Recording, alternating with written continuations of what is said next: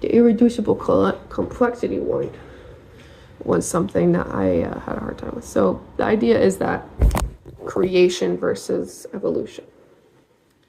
Yeah, there are some things that are irreducibly complex.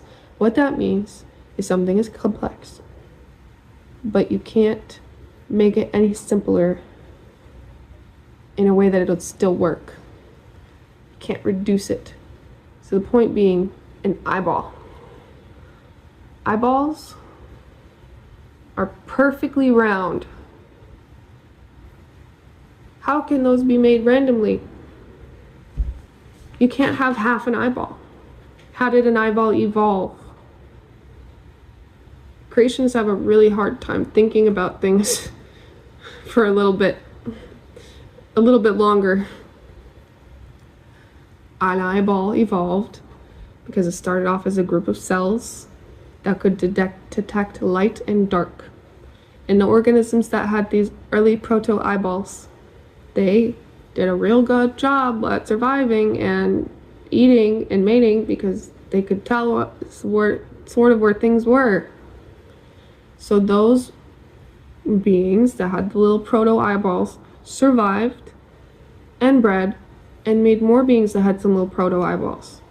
Another key part of evolution is not just passing down your genetics, but the fact that those genetics can mutate. And that's where the diversity of lives comes from. Random mutations. But how does it get more complex? Because the ones that succeed are the ones that breed, are the ones that don't die. Everything that doesn't work gets dead. So the things that work keep going, and they get more complex because there's more variety, and the things that will work out, work out. The survival of the fittest doesn't mean the survival of the best. It means the survival of the most fit for their environment.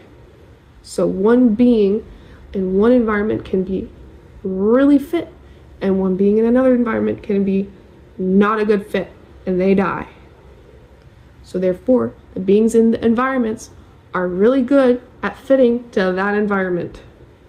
And if the environment were to change, let's say there's an asteroid that fills up the atmosphere with another type of gas.